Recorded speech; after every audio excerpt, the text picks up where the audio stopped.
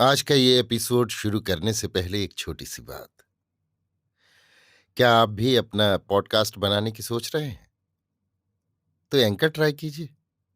ये पॉडकास्ट बनाने का सबसे आसान तरीका है। नंबर 1, ये फ्री है। नंबर 2, इसमें कई सारे ऐसे टूल्स हैं जो आपको अपने फोन और कंप्यूटर पर रिकॉर्ड और एडिट करने की फैसिलिटी देते हैं। नंबर 3, आप अपने पॉडकास्ट को डिस्ट्रीब्यूट भी कर सकते हैं, जिससे इसे स्पॉटिफाई और दूसरे प्लेटफॉर्म पर सुना जा सके। तो डाउनलोड कीजिए फ्री एंकर ऐप या विजिट कीजिए anchor.fm पर अपना पॉडकास्ट स्टार्ट करने के लिए। ये तो थी एक छोटी सी जानकारी, और अब शुरू करते हैं एपिसोड का सिलसिला। तो आज के एपिसोड में लीजिए सुनिए रविंद्रनाथ टैगोर की लिखी कहानी जासूस, मेरी यानी समीर गोस्वामी की आवाज में। मैं पुलिस का जासूस हूं। मेरे जीवन के सिर्फ दो ही लक्ष्य थे, एक मेरी स्त्री और दूसरा रोजगार। पहले मेरा सारा कुनबा एक साथ रहता था और मैं भी उसी में था। बाद में वहां मेरी स्त्री का अनादर सा होने लगा तो मैं भाई साहब से लड़कर अलग हो गया। भाई साहब ही रोजगार करके हम लोगों का भरण पोषण किया करते थे, इसलिए इस तरह सहसा सस्त्री कुन का आश्रय छोड़कर चला आना मेरे लिए दुस्साहस का काम था। इसमें तो कोई शक ही नहीं। लेकिन कभी भी मेरे अंदर आत्मविश्वास की कमी नहीं थी। मैं निश्चित जानता था कि जैसे मैंने सुंदरी स्त्री को वश किया था, वैसे मैं विमुख भाग्यलक्ष्मी को भी वश में ला सकता हूं। बंदा महिमचंद्र इस संसार में किसी से भी पीछे नहीं पड़ा रहेगा। पुलिस विभाग में मामूली तौर से घुसा और अंत में जासूस का पद हासिल करने में ज्यादा देर नहीं लगी। उज्ज्वल दीपशिखा से भी जैसे काजल निकलता है, वैसे ही मेरी स्त्री के प्रेम से ईर्ष्या और संदेह की कालिमा निकलती थी। पर उससे मेरे काम में कोई भी हर्ज नहीं होता। बात ये थी कि जासूसी के काम से मुझे जगह जगह जाना पड़ता। उसमें समय असमय का विचार करने से कतई काम नहीं चलता, बल्कि उसमें तो स्थान की अपेक्षा स्थान और समय की अपेक्षा समय ही ज्यादा काम आता। और इससे मेरी स्त्री का स्वभाव सिद्ध संदेह और भी मानो दुर्निवार हो उठता। वो मुझे डराने की गरज से कहा करती, तुम इस तरह जब है तब जहां तहां रह जाया करते हो, कभी कदा मुझसे मिलते हो, मेरे लिए तुम्हें कुछ आशंका नहीं होती?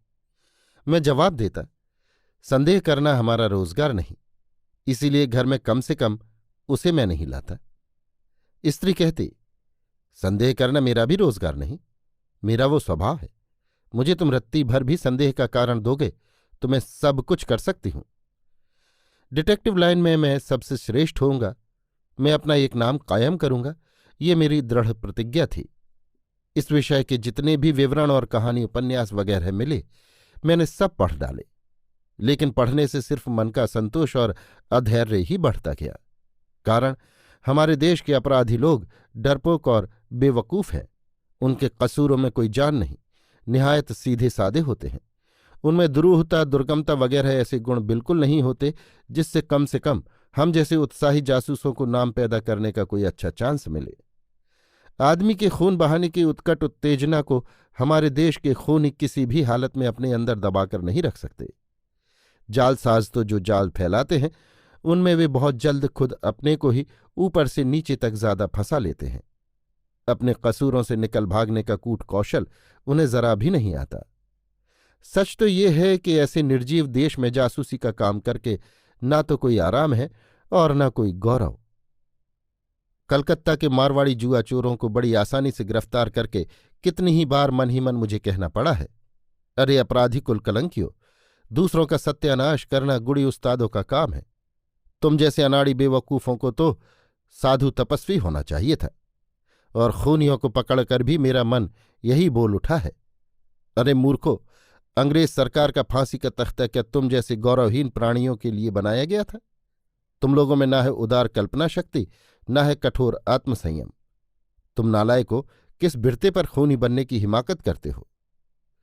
मैं अपनी कल्पना दृष्टि से जब लंदन और पेरिस के जनाकीर्ण राजमार्गों के दोनों बगल जाड़े की ठंडी हवा से आकुल आसमान चूमने वाले बड़े बड़े मकानों की कतारें देखने लगता तो रोमांचित हो उठता।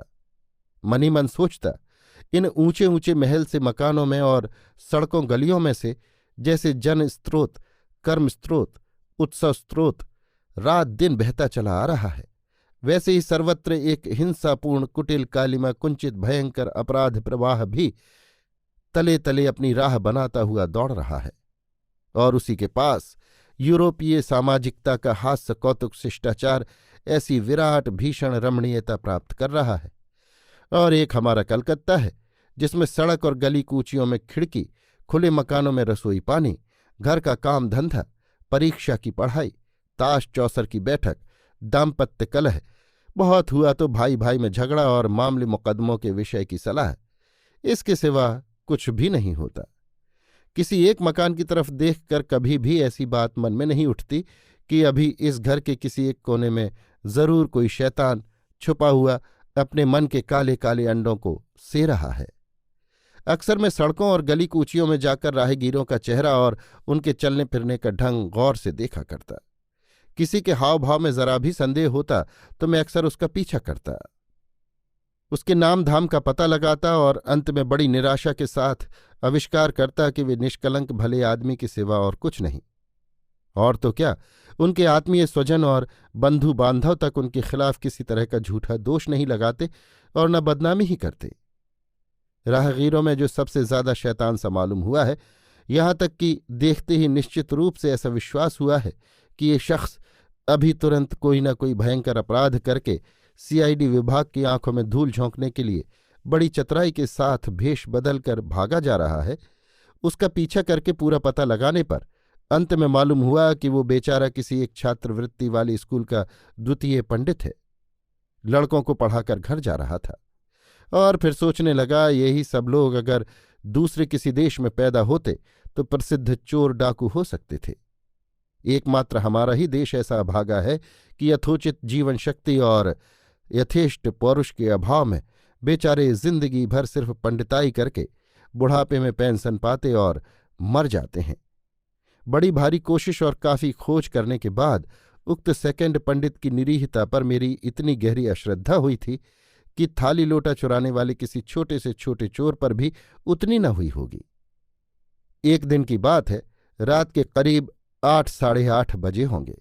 हमारे घर के पास ही देखा कि गैस पोस्ट के नीचे एक आदमी खड़ा हुआ है और बीच बीच में बेमतलब उत्सुक होकर वो एक ही जगह इधर से उधर चक्कर लगा रहा है। उसे देखकर मुझे जरा भी संदेह न रहा कि वो किसी न किसी गुप्त षड्यंत्र में लगा हुआ है।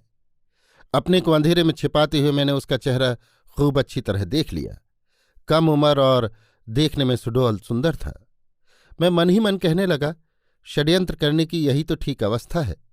चेहरा भी बिल्कुल अनुकूल पड़ता है, क्योंकि अक्सर देखा गया है कि जिनका अपना चेहरा ही सबसे बढ़कर खिलाफ गवाह काम करता है, वे सब तरह के अपराधों से बचकर निकलना चाहते हैं। अच्छा काम करके वे निष्फल हो सकते हैं, किंतु बुरा काम करके सफलता पाना भी उनके लिए दुराशा है।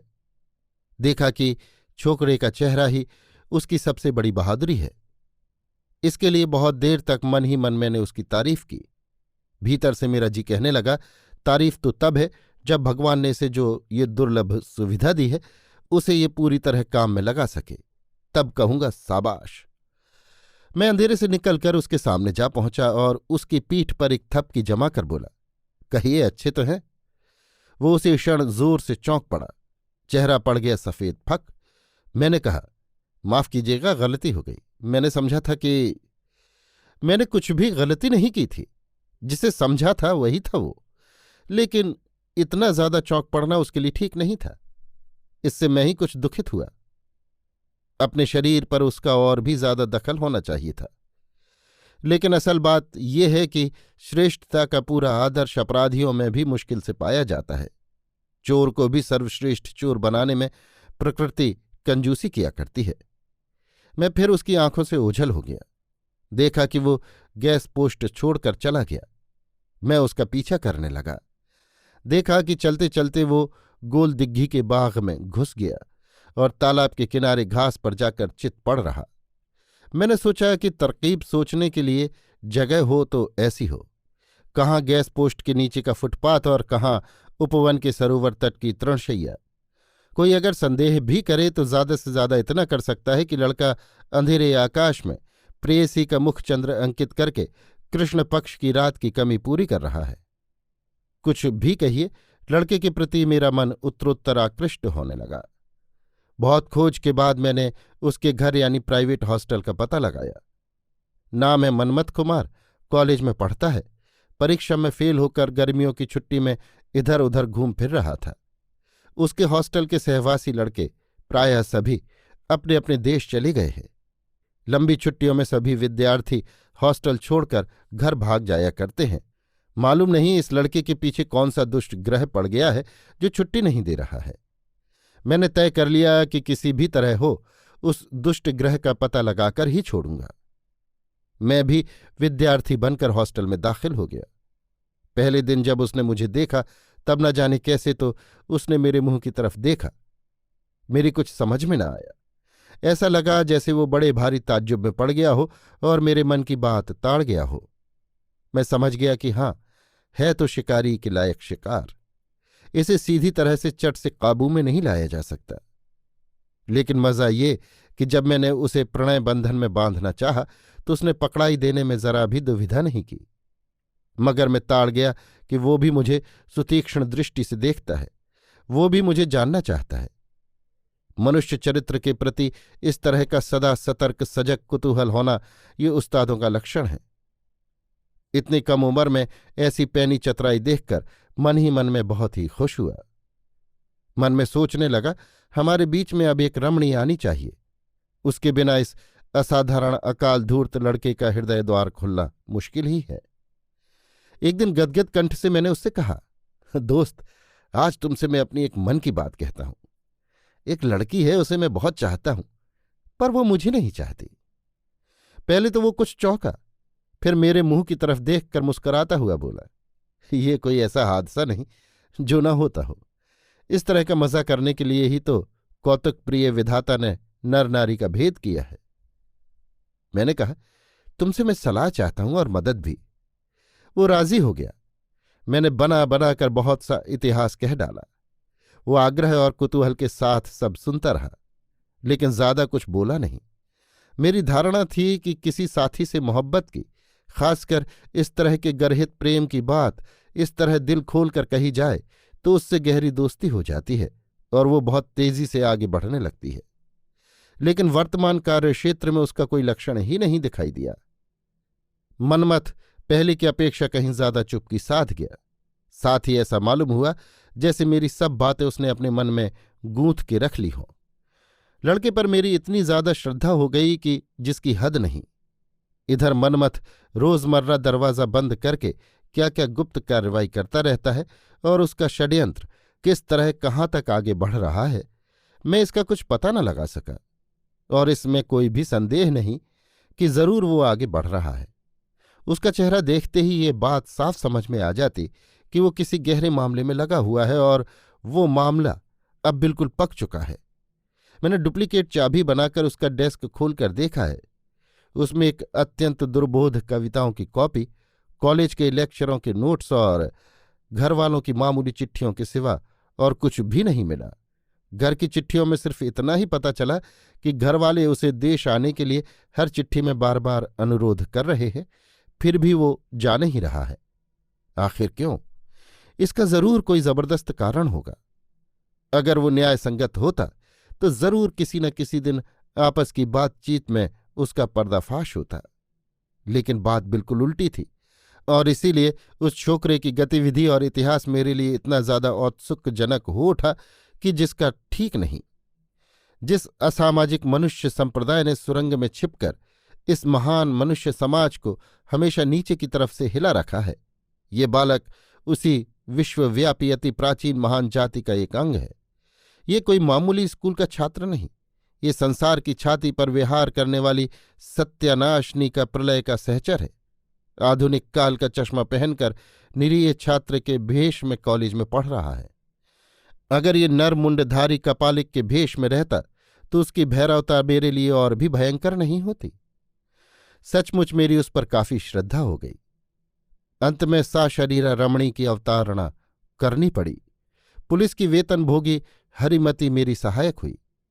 मनमथ को मैंने कह दिया कि मैं इसी हरिमती का अभागा प्रेमी हूं, और हरिमती को लक्ष्य करके कुछ दिनों तक मैं उसके साथ गोल दिग्घी जा जाकर तालाब के किनारे घास पर बैठकर गदगद कंठ से चांद तू है चांदनी है कविता बार बार पढ़ता रहा, और हरिमती भी कुछ भीतर से और कुछ हाव भाव से जताती रही कि उसने अपना हृदय मनमथ को दे दिया है।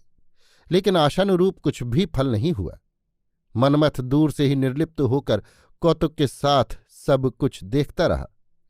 इसी बीच में एक दिन दोपहर के वक्त देखा कि उसके कमरे के कोने में एक फटी हुई चिट्ठी पड़ी है। मैंने सब टुकड़ों को उठाकर उन्हें यथास्थान जोड़कर पढ़ने की कोशिश की, पर सिर्फ इतना ही अधूरा वाक्य पढ़ने में आ सका। आज शाम के बाद 7 बजे छिपकर मैं तुम्हारे यहां। बाकी का हिस्सा ढूंढने के लिए बहुत कोशिश की, पर मिला नहीं। फिर भी मेरा अंतःकरण पुलकित हो उठा। जमीन में से किसी विलुप्त वंश के प्राचीन प्राणी का एक हाड़ मिल जाने पर जीव तत्व के इतिहासकार की कल्पना जैसे आनंद के मारे सजग हो उठती है, मेरी भी ठीक वैसी ही हालत हो गई। मुझे मालूम था कि आज रात को 10 बजे हमारे यहाँ हरिमती के आने की बात है। इस बीच में 7 बजे का ये मामला कहाँ से आने वाला है? लड़के की हिम्मत और बुद्धि की तारीफ करनी पड़ेगी। सचमुच अगर किसी गुप्त अपराध का काम करना हो तो घर में जिस दिन कोई खास झंझट हो उसी दिन मौका देखकर करना ही अच्छा है। इसमें पहली बात तो ये है कि मुख्य विषय पर लोगों का ध्यान आकृष्ट रहता है। दूसरे, जिस दिन जहां कोई खास बात होने वाली हो उस दिन वहां कोई जानबूझकर गुप्त कार्रवाई करेगा, ये बात किसी के दिमाग में ही न आएगी। सहसा मेरे मन में संदेह हुआ कि मेरे साथ इस नई मित्रता और हरिमती के साथ इस प्रेमाभिनय को भी मनमथ ने अपनी कार्यसिद्धि का जरिया कर लिया है। यही वजह है कि ना तो वो अपने को हम में मिलाता ही है और न अलग ही करता है। वो समझ गया है कि हम लोगों का आचरण उसकी गुप्त कार्रवाइयों के लिए पर्दा का काम कर रहा है, और इससे और सबों की यही धारणा रहेगी कि वो हम ही लोगों को लेकर व्यस्त है, और इस भ्रम को वो दूर नहीं करना चाहता। अब जरा युक्तियों पर भी गौर कीजिए। जो परदेशी विद्यार्थी छुट्टियों में अपने घर वालों के अनुनय विनय की जरा भी परवाह न करके सूने हॉस्टल में अकेला पड़ा रहता है, उसके विषय में किसी को भी ये संदेह नहीं हो सकता कि निर्जन स्थान की उसे खास जरूरत है, और मैं उसके कमरे में आकर उसकी निर्जनता को नष्ट कर रहा हूं, और ऊपर से एक महिला को लाकर एक तरह का नया उपद्रव ही खड़ा कर रहा हूं। मगर फिर भी वो नाखुश नहीं होता, और ये बिल्कुल सच है कि हरिमती पर उसकी रंच मात्र भी आसक्ति नहीं, और न मुझसे कोई खास दिलचस्पी है। और तो क्या, मैंने उसकी सदा सतर्क अवस्था का बार बार अध्ययन करके यही पाया है कि हम दोनों के प्रति उसकी घृणा क्रमशः मानो बढ़ती ही जाती है। इसका एकमात्र तात्पर्य यही है कि सजनता की सफाई रखते हुए निर्जनता की सहूलियत पाना हो तो उसका सबसे अच्छा तरीका है मुझ जैसे नवपरिचित आदमी को पास रखना, और किसी भी विषय में एकाग्र मन से लिप्त होने के लिए महिला से बढ़कर आसान बहाना और कुछ हो ही नहीं सकता। इसके पहले मनमथ का आचरण जैसा निरर्थक और संदेहजनक था, हमारे आगमन के बाद फिर वैसा नहीं रहा। लेकिन इतनी दूर की बात चुटकियों में सोचकर तय कर लेना आसान काम नहीं। उसकी इस विलक्षण उपस्थित बुद्धि को देखकर मैं मुग्ध हो गया। सोचने लगा, हमारे देश में ऐसे ऐसे दूरदर्शी प्रत्युत्पन्न मती बालक भी पैदा होते हैं। मारे उत्साह के मेरा हृदय भर आया। मनमथ अगर कुछ ख्याल न करता तो शायद मैं उसे दोनों हाथों से खींचकर अपनी छाती से लगा लेता। उस दिन मनमथ के साथ भेंट होते ही मैंने उससे कहा, आज शाम को 7 बजे मैंने तुम्हें होटल में खिलाने पिलाने का निश्चय किया है। सुनकर वो कुछ चौंक सा पड़ा। बाद में अपने को संभाल कर बोला, आज माफ करो भाई, मेरी पाकस्थली की हालत आज बड़ी शोचनीय है। होटल का खाना खाने में मनमथ की अभिरुचि को कभी भी किसी कारण से विमुख होते नहीं देखा, फिर आज क्या बात है।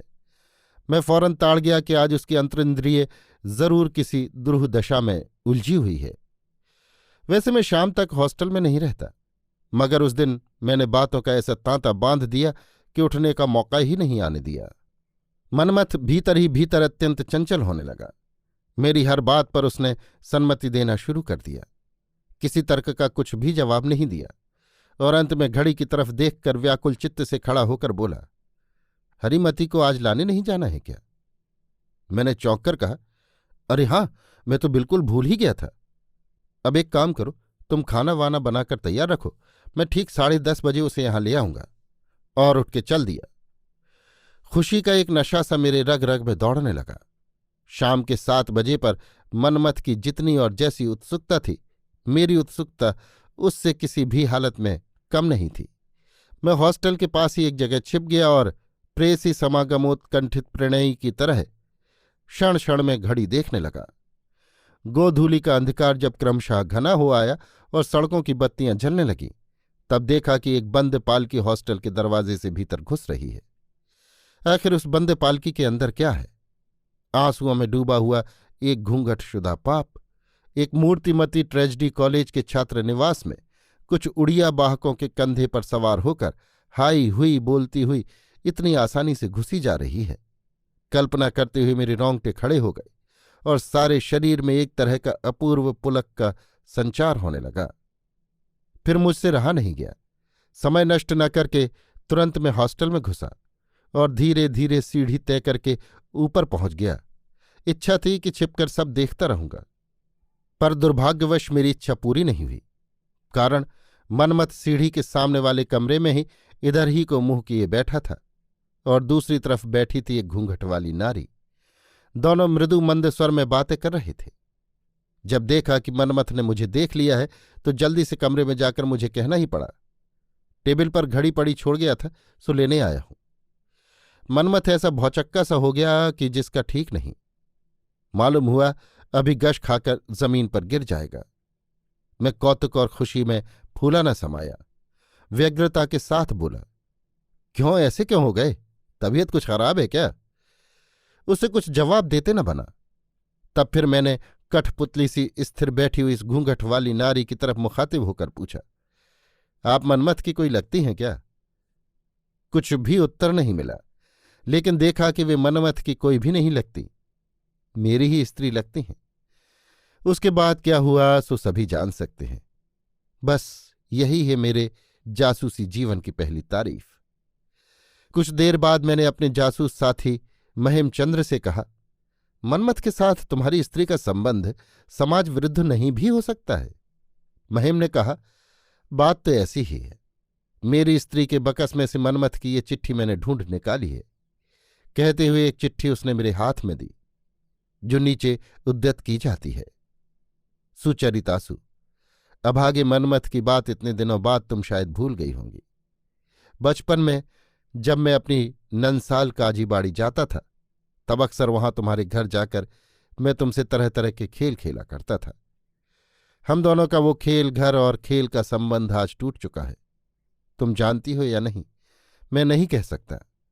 एक समय था जब धीरज का बांध तोड़कर और हया शर्म की खोपड़ी फोड़कर मैंने तुमसे ब्याह करने का इरादा जाहिर किया था और उसके लिए काफी कोशिश भी की थी। लेकिन तुम्हारी हमारी उम्र एक सी होने से दोनों पक्ष के बुजुर्ग किसी भी हालत में इस संबंध के लिए राजी नहीं हुए। उसके बाद तुम्हारा ब्याह हो गया। 4-5 साल तक तुम्हारी कुछ खबर ही न पा सका। आज पता चला कि तुम्हारे पति पुलिस में काम करते हैं और 5 महीने हुए यहीं कलकत्ता में उनका तबादला हुआ है और आज ही मैंने तुम्हारे घर का पता लगा लिया। तुम्हारे साथ मिलने की दुराशा मैं नहीं रखता और ये अंतर्यामी ही जानते हैं कि तुम्हारे गारहस्थ सुख में एक ऊधम की तरह घुस पड़ने की साजिश भी मेरे मन में नहीं है। शाम के वक्त तुम्हारे घर के सामने वाले फुटपाथ पर एक गैस पोस्ट के नीचे सूर्योपासक की तरह मैं खड़ा रहता हूं और तुम रोज नियमित रूप से ठीक 7:30 बजे अपने ऊपर के दक्षिण के कमरे में एक मिट्टी के तेल की बत्ती जलाकर खिड़की के सामने रखती हो। उस समय क्षण भर के लिए तुम्हारी दीपालोकित प्रतिमा मेरी आंखों में उद्भासित होकर समा जाती है। बस तुम्हारे विषय में मेरा सिर्फ यही एकमात्र अपराध है। इस बीच में घटनाचक्र से तुम्हारे पति के साथ मेरा परिचय हो गया और क्रमशः घनिष्ठता भी हो चुकी है। उनका चरित्र जैसा मैंने देखा, उससे समझना मुश्किल न रहा कि तुम्हारा जीवन सुखी नहीं है। तुम पर मेरा किसी तरह का सामाजिक अधिकार नहीं है, किंतु जिस विधाता ने तुम्हारे दुख को मेरे दुख में परिणत कर दिया है, खुद उन्हीं ने उस दुख को दूर करने का भार मेरे ऊपर छोड़ दिया है। इसलिए मेरी गुस्ताखी माफ करके शुक्रवार शाम को ठीक 7 बजे गुप्त रूप से पालकी में बैठकर एक बार 20 मिनट के लिए मेरे हॉस्टल में आ सको तो मैं तुम्हें तुम्हारे पति के संबंध में कुछ गुप्त बातें बताना चाहता हूं। अगर विश्वास न हो या सहन न कर सको तो इस विषय के सबूत भी मैं तुम्हें दिखा सकता हूं और साथ ही कुछ सलाह भी मैं तुम्हें देना चाहता हूं। मैं भगवान को हृदय में रखकर आशा करता हूं कि उस सलाह के अनुसार चलने से एक न एक दिन तुम जरूर सुखी हो सकोगी। मेरा उद्देश्य बिल्कुल ही निस्वार्थ हो ऐसा मैं नहीं कह सकता। क्षण भर के लिए मैं तुम्हें सामने देखूंगा, तुम्हारी बात सुनूंगा और तुम्हारे चरणों के स्पर्श से अपनी इस कोठरी को हमेशा के लिए सुख स्वप्न से भर दूंगा। बस इतनी सी अभिलाषा मेरे हृदय में है। अगर तुम मुझ पर विश्वास न कर सको और इतने से सुख से भी मुझे वंचित करना चाहो तो वैसा लिख भेजना। मैं उसके उत्तर में सब बातें चिट्ठी में ही लिख भेजूंगा। और अगर चिट्ठी लिखने का विश्वास न हो तो मेरा ये पत्र ही तुम अपने पति को दिखा देना। उसके बाद मुझे जो कुछ कहना है सो उन्हीं से कह दूंगा। नित्य शुभाकांक्षी मनमथ कुमार मजूमदार। अभी आप सुन रहे थे रबीन्द्रनाथ टैगोर की लिखी कहानी जासूस, मेरी यानी समीर गोस्वामी की आवाज में।